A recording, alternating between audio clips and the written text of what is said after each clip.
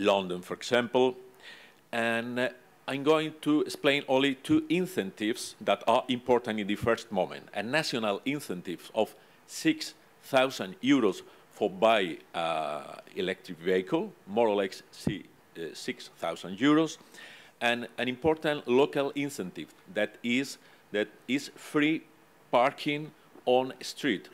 Parking on a street in Madrid is very expensive, and you have a limit of time, 1 hour or 2 hours, it depends. Well, if you have an electric vehicles, you park in a free way and without limit of time. Thank you very much. Thank you, Antonio. And before we end this sessions, and we still want to keep the timing, so may I invite the last short questions before we move on with inviting Mr. Lam. Sorry.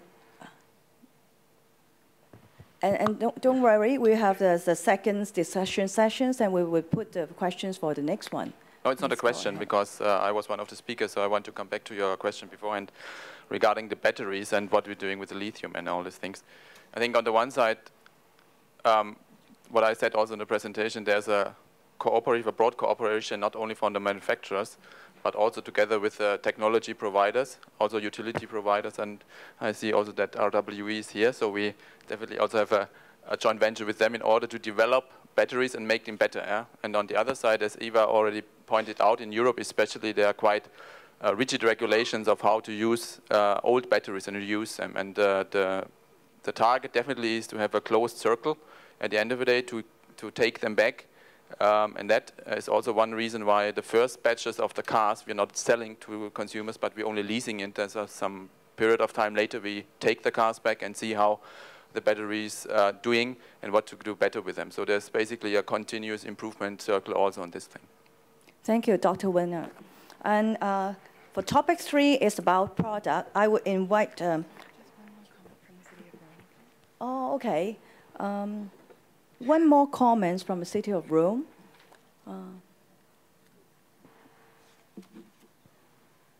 And Mr. Claudio Baffilia. Yeah, thank you very much, Mrs. Chair, and good morning to everybody. My name is Claudio Baffioni from the Municipality of Rome. I am the General Manager of the Environmental Observatory for the reduction of the GHGs emission in the City of Rome. I'd like to say something about what we are doing on EV in Rome.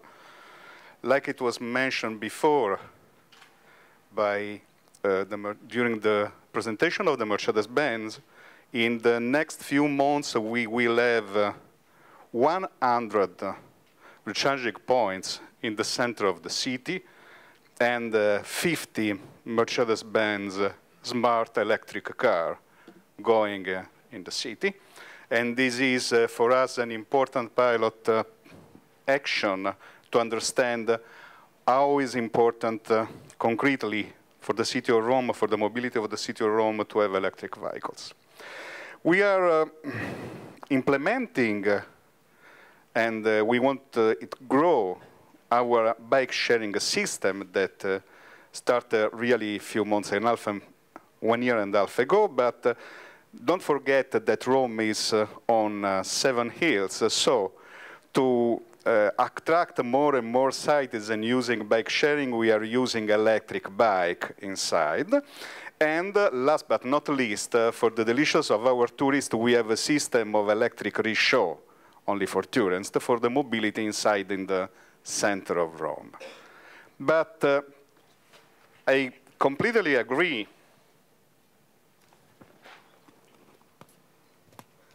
I'm sorry. Oh, don't worry. With Mr. Glenn Frommer. I'm sorry, but I didn't remember your name. The question is the congestion. We are 2,800,000 inhabitants in Rome. We have 21 million, thanks to God, of tourists per year in Rome.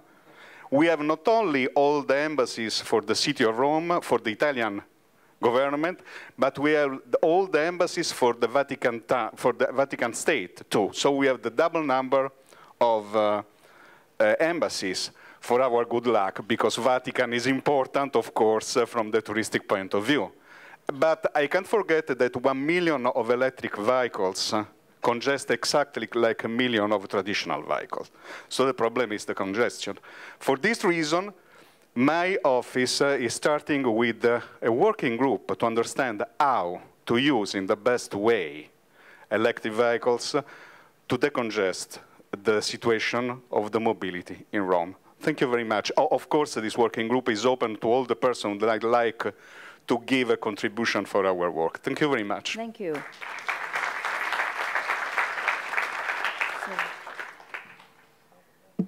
Okay, it's the end of our discussion, and I would like to invite Mr. Albert Lam. Mr. Albert Lam is also share about the product. He's the chairman and CEO of Detroit Electric Holdings in Hong Kong. Mr. Lam, please.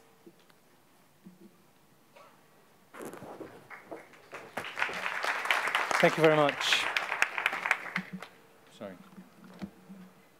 I guess I have to capitalize my time because I only have 5 minutes to tell you something that we have done for the last 3 years. So I don't know whether that is more challenging than actually creating the electric car. Our company actually is quite global. Actually, it's not just based out of Hong Kong. Hong Kong is only the financial headquarters for us. So I'm just going to share with you in terms of our product plan and rollout plan and who we are, a little bit of who we are actually. That's not the car we're rolling out, in case you're just wondering. The car company actually established in 1906, one of the oldest brand in America and one of the oldest electric car brand in America. Unfortunately, it went out of business in 1939 because the gasoline car came into play. The car itself actually outsold the gasoline car 5-1 during that era, and because there's no cranking. So what kills the electric car, the first generation, was the starter motor. Small trivial stuff, but it's worth knowing. We reestablished the brand with the permission of Detroit government, the state of Michigan, and the company was established about 3 years ago. Now we have an office in US where all our vehicle engineering is done. All our advanced research for the drive system is done in Netherlands, and Hong Kong, as I explained to you, is the financial headquarters as well as marketing, and Malaysia is the production facility that we have. Our vision is really to produce a high-quality, practical, affordable electric car, pure electric car. We don't believe in hybrids.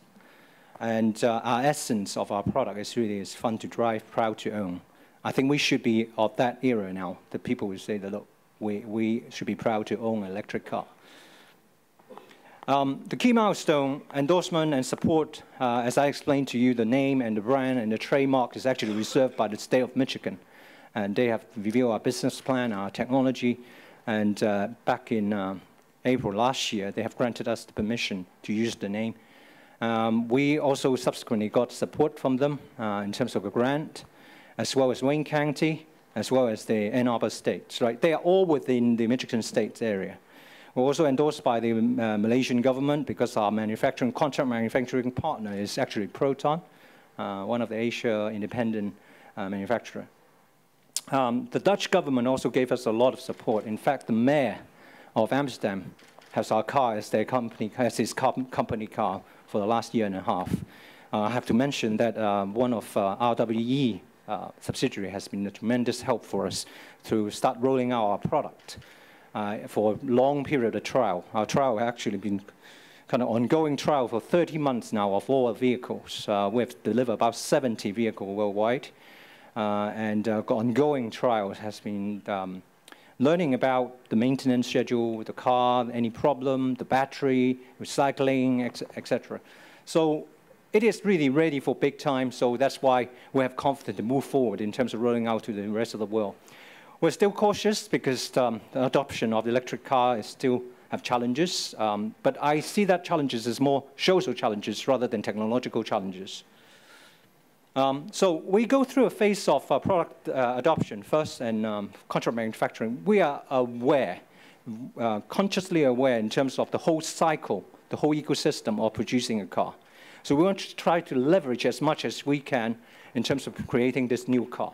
We don't want to start up a new plant where there is huge amount of overcapacity in the world in terms of underutilized facility. So we want to leverage on existing manufacturing facilities. So we are quite fortunate after a long testing period with Proton, they have agreed to be our contract manufacturer. And we also adopted a product platform. And that will enable us to launch to the market very quickly. I only got 1 minute left, and I'm only halfway through. Design and development is on our new car and new product, so I'll just go straight to the product itself. Initial launch will be just for government fleet and business units, and 400 vehicles will be rolled out in Europe, Asia, and North America. And this will be a controlled rollout. We are backed by 2 banks now in Europe, ABN AMRO and Lloyds Bank in UK is offering the leasing, comprehensive leasing plan for a 5-year lease. All our vehicle comes with 5-year warranty. The second stage is going in 2012, 20,000 vehicle launching to the public. We are very conscious, and we have to make right in terms of corporates should lead these activities first. And we will collect a lot more data in terms of the user experience, etc. This is our vehicle. It's a full-size 5-seater. It's the size of a Mercedes C-Class. And it will have a range of about 350 kilometers.